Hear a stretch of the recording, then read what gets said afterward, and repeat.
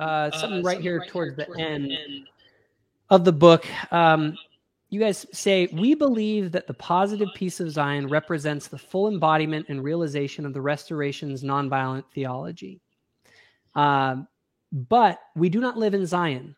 We participate in an economic system that we know exacerbates inequality and contributes to ecological degradation while it has brought prosperity to many. Now, that sounds like we're talking about capitalism, not explicitly, but it seems like a knock on that.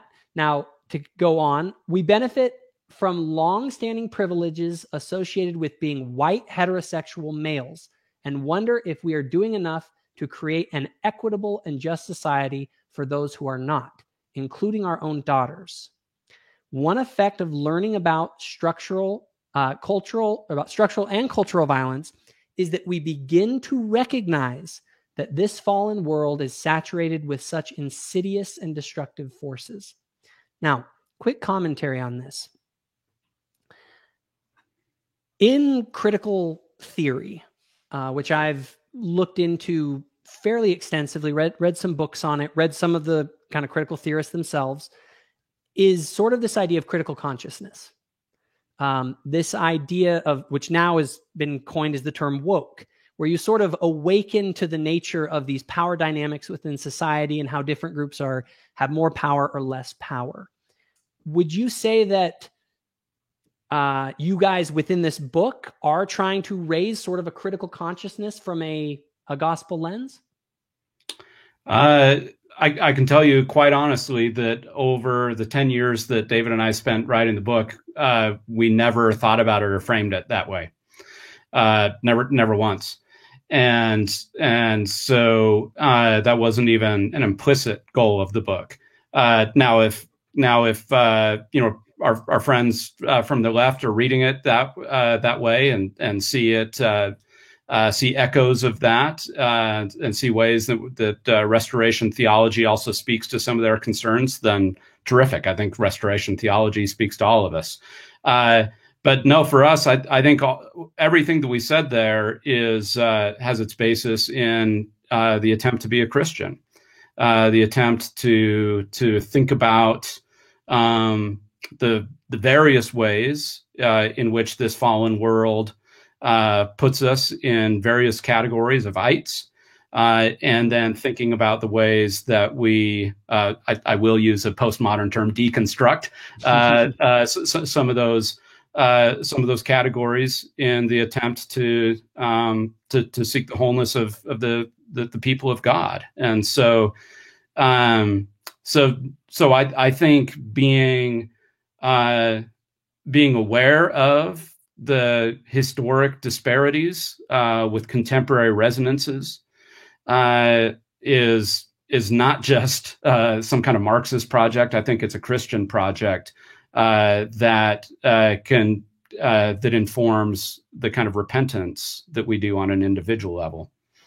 So one thing that was a little bit concerning in a book about Zion, which is how to build the ideal society, was that the book didn't talk a lot about the fundamental unit of society. I felt like that was something that was lacking a little bit, and its role in building Zion. Because at the end of the day, in our theology, the family, a proclamation to the world, that document outlines the fundamental unit of society, the fundamental unit of Zion, the foundation of it, right?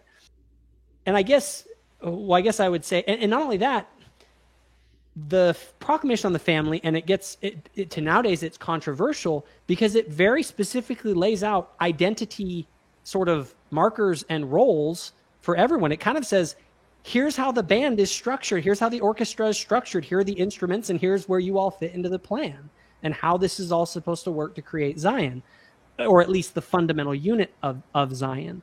And that was something that I wish got a little bit, I'm sorry, I wish got a little bit more attention in the book.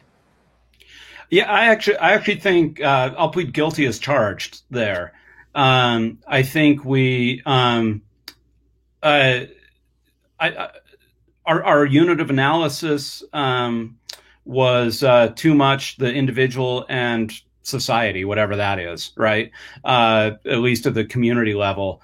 And I think we didn't do enough with thinking about peace building at the family level. Now, I think a lot of these lessons and principles obviously can and should be applied in the family setting. So I think there's there's a lot of application there. But absolutely, I think this is something we could have, should have, and maybe in a revised edition would have, done is to think more explicitly. I can give some credit. I need to have a little insert in there, like, oh yeah, Jacob told me that we need to do this. Actually, no, I mean, I'm quite serious about that. Is that for us to think about the family as the site of peace building, as a place where hopefully we're learning our first and best lessons. It's also the laboratory where we test this stuff out. Most of us, and it is, and then that model, strong families and families of peace builders, then empower us to go out into society. So yeah, I think that's a gap in the book.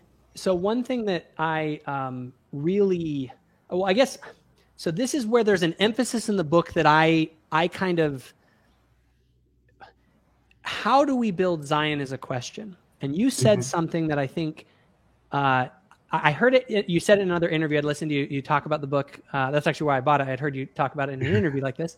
But you had mentioned this idea that in Fourth Nephi it talks. I think it's Fourth Nephi where it talks only so little about Zion. Right? It doesn't get into all the details. I actually have a theory about that. And I want to hear it. Actually, the whole Book of Mormon, the whole Bible, it's all about building Zion. One of the critiques that I would sort of offer here, or something that I thought, is that there's sort of this disconnect between saving the individual and building Zion, like they're two separate enterprises. Now, maybe that wasn't your intention in the book, but there seems to be sort of a disconnect. I tend to think of building Zion as this inside-out process. It isn't the social systems out there that we need to fix. It's us.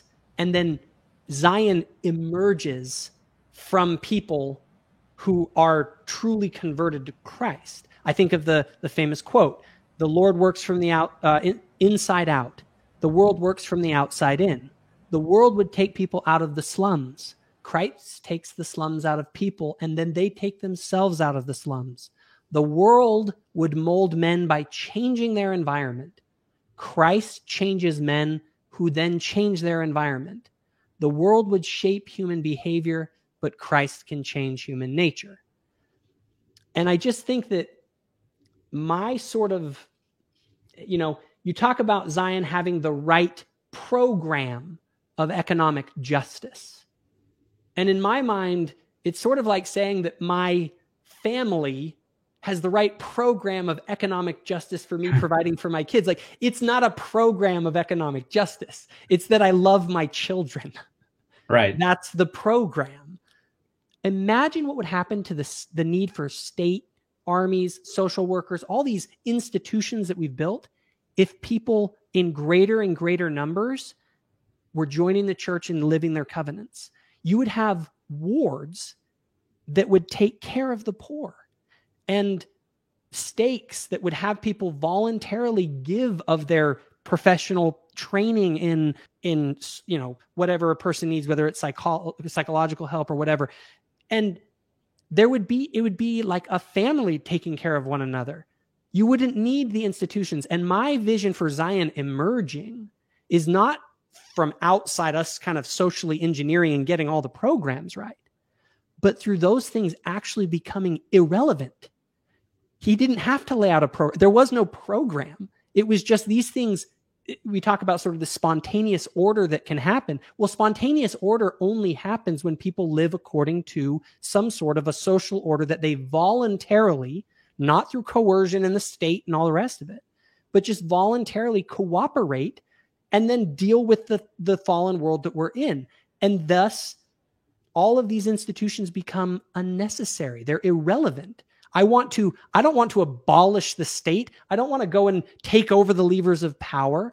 I want them to become totally irrelevant because we're all just taking care of each other and there's no need for it.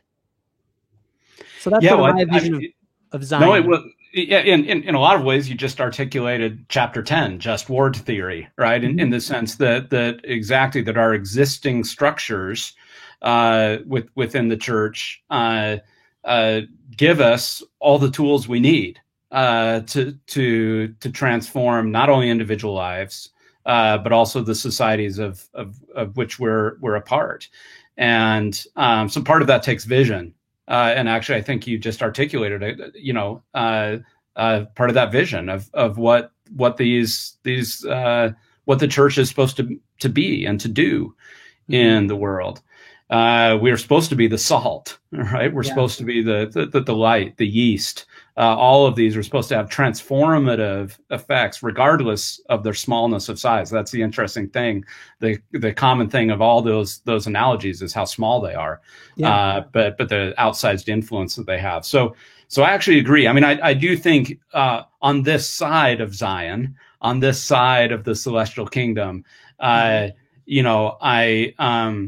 I'm a political liberal because I tend to have a little more faith, maybe not a lot more, but a little more faith in the necessity of government structures to check and restrain the excesses of what we might call the natural man.